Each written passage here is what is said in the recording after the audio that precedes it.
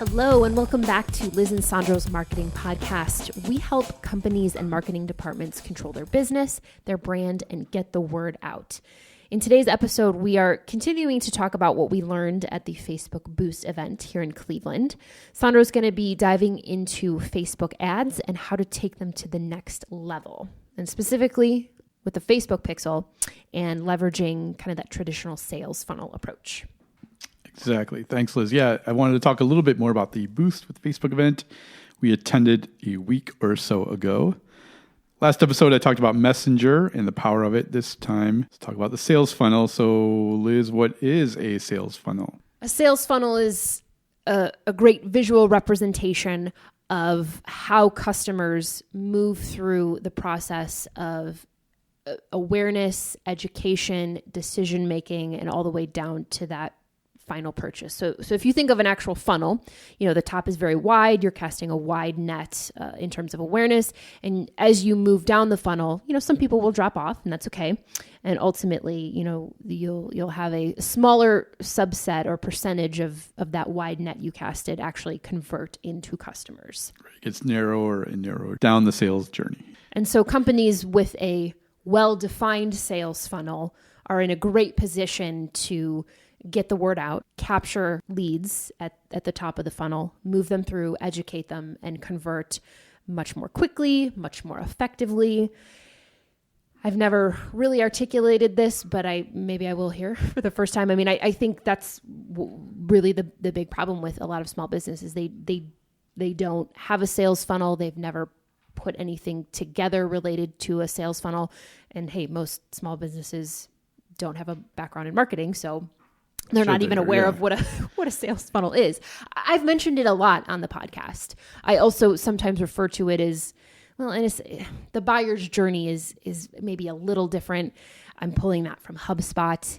And I think HubSpot now, they've moved away from a funnel, and it's some sort of circular graphic, I think. And the intent behind that is to, once someone makes it through the funnel, the traditional funnel is like, all right, yeah, we're done with them. But no, again, you've got to re-engage, and it costs less to get more business from an existing customer. So you just loop them back in, and they're kind of always going through this continuous loop of education.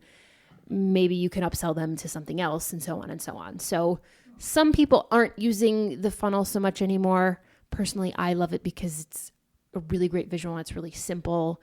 I think HubSpot is overcomplicating things just a little. Not if you're a large business and you have all of the resources to do all of that, but for the typical smaller business or mid-sized business, let's stick to the funnel. It is a great visualization. You're right. I think that's why I like it so much also. And prior to this event, I didn't actually know Facebook had this funnel in mind in its advertising platform. I guess I should have known, but I didn't even think about that. And its advertising platform is Facebook Ads Manager. And it's not visually clear. That's the other thing.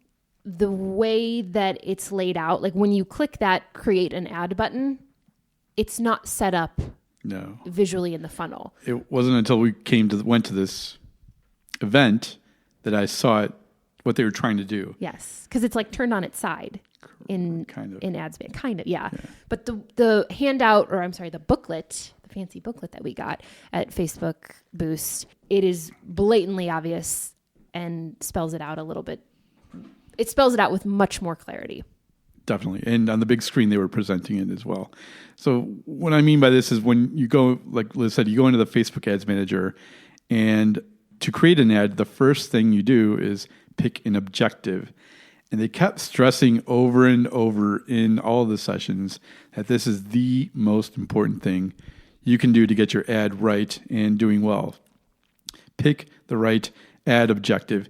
And when you open up Ads Manager to create the ad, you'll see 3 columns: awareness, consideration, and conversion. Each column has 2 to 6 ad objectives underneath those 3 columns. And for some reason, I just never realized that those columns were part of the sales funnel. Awareness is at the top of the sales funnel, and it's the first column. It's getting the word out about your small business.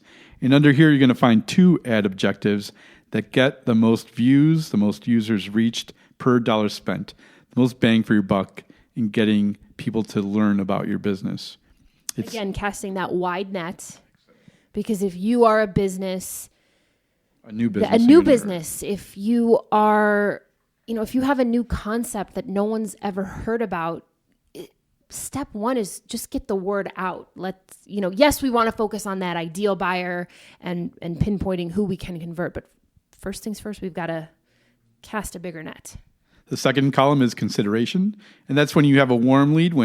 Let's call it a warm lead. Is that what they call it? We could start to really split hairs and say that it's maybe a cold lead, warm lead, marketing qualified lead, a sales qualified lead. I mean, then we won't get into that now. But so once they know about you, boom, there's consideration. And there's 6 objectives you can use to make that lead, make that person even closer to a sale or a sign up, to bring them down the sales funnel even further.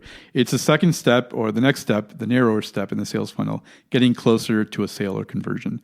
It's consideration, the second column. So the third and final column is conversion. It's the bottom of the sales funnel. It's when your goal is to get that sale. It's that sign up. It's closing that sale or sign up, or someone to download your white paper or make an appointment. And here Facebook gives you 3 choices to optimize your objective in that column for conversions. And so clients and you may be asking, why not just run ads for conversions for that third column? Who cares about all the other stuff? I just want sales. And this is because Facebook optimizes their algorithm, the ads, and points the ads towards people who are likely to buy your product. It's a learning process for Facebook and their automation. They don't know right off the bat what kind of person is likely to convert, likely to buy, likely to make an appointment or download. So the number that I learned at this event is 50. 50 conversions per week are the minimum Facebook wants to see before they'll optimize for conversions. Meaning you need to be getting at least 50 sales from Facebook a week, or 50 signups a week, or 50 appointments per week, or downloads from Facebook users or ads before Facebook will know, are women more likely to convert? Are men? Are certain age ranges or certain parts of the country more likely to buy or download or sign up or make an appointment? If you don't have these 50 conversions per week, you need to get to that number. You need to go higher in the sales funnel. You need to go to the other objectives, such as awareness or consideration, to let people know you're out there, or to re-engage cold leads or re-engage people and get them further down the sales funnel, to raise that number to 50, and then start using the conversion ad objectives. We had a client who was only at conversions and they were getting 1 sale a month from Facebook. How the heck is Facebook going to optimize with 1 sale per month? They can't. We finally got them up to awareness, higher in the sales funnel, to start letting people know about their product. Those were all things I kind of knew in the back of my head, but didn't really realize Facebook had its stuff together and was guiding businesses towards this path. We as marketers all know the funnel that Liz explained. Maybe small business owners don't know. I agree. You and I have both been working with Facebook Ads Manager for a very long time, and I don't ever feel like that was clearly communicated to us, just the steps that they have taken to support our ads. And it makes sense. I mean, we say it about Google AdWords all the time, and they want you to succeed. They're going to try to put your ad in front of people who want to click it, because if you experience success with this platform, then you will keep spending money, and hey, they really want your money. So yeah, they have some good things built into this platform and their algorithm to support businesses. And I felt like that was the first time that it was really articulated to us. Yeah, visual, correct. So the last question you may be asking is, how does Facebook know when someone converts, or when someone visits your page from Facebook, or when someone adds something to cart? And the answer is the Facebook pixel. And I keep forgetting the first question people ask when I say pixel, many times say is, so it's a tiny dot I put on my website? No, it's called a pixel, but really it's 12, 16 lines of code, a snippet of code you put on your website very easily. It works in the background. It's very easy. So Facebook can track people on your website, when they visit, when they add something to their shopping cart, when they leave an abandoned shopping cart, when they actually buy something, which is a conversion, when they actually download something, when they actually make an appointment for your yoga studio or massage. That's a conversion. So Facebook knows this is a conversion. This person bought something. This person signed up. It's all through the pixel. And the basic code goes on every page, but there are events, so smaller snippets of code you add to each product or the checkout or the sign-up page or the thank you page once they've purchased something. And it's crazy easy to do now. Facebook has updated the way to do this. There's something called an event setup tool. And this tool basically takes you, once you click it, it opens up your site and it guesses, it looks at every single page and it says, I see an add to cart button here. Can I add the snippet of code that says add to cart on this add to cart button? Just click yes. Or I see the checkout button. Can I add the checkout event code on this checkout button? And you'll just click yes. I mean, it's really, really easy to do now. You don't have to do a lot of coding or get your developer to do it as much. You may still want to use your developer, but you don't really need them if you know a little bit about your website. So it's not that hard with the event setup tool to set up the little snippets of code to add to cart or checkout, things like that. And to build on what you're talking about, just to paint a picture for everybody, because I felt this visual was really helpful. Again, picture that sales funnel, and up at the top, you've got awareness. What is the Facebook event that ties to that? Well, it's a page view. It's simply sending someone to your website.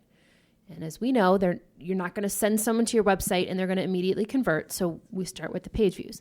A little further down, it's maybe they've viewed some very specific content that's buried a little bit deeper on your website. Moving down the funnel, that displaying that intent to convert. So maybe they've contacted you and reached out for additional information. Moving down a little bit further, maybe they've started a free trial. And really down the funnel, that true intent to purchase is maybe adding to the cart and then actually making that purchase. So actually having them spell that out, like here are 5 events. Like, yep, you've got your pixel, and we've talked about the pixel a lot on the podcast, but here are 5 events, basic events that you can set up to start. Was like, great, love it. Definitely. So our bottom line and lesson for you as a small business owner or a marketing agency, take another look at the ad objective options Facebook presents and really think about where you want to be and which one you choose before you start creating your ad. Look at it as a funnel and realize that's what Facebook's presenting to you, a funnel. And make sure you're using the Facebook pixel and have it set up correctly, and avoid conversions unless you're at that 50 conversions a week mark. And that's one of the huge things I learned at the Facebook event this week or last week. Well, this is great, Sandro. I'm really glad you were able to hit so many sessions. I think these episodes are going to be really valuable for our listeners. It was great, and I definitely encourage you to find one near you and go attend it if you can. Absolutely. Well, that's going to do it for today. Thank you for joining us. Don't forget to find us and subscribe to us on your favorite podcast app. We are on iTunes, Google Podcasts, and Spotify. You can also connect with us on Facebook, Twitter, Instagram, and YouTube. Thanks so much. We'll see you next time.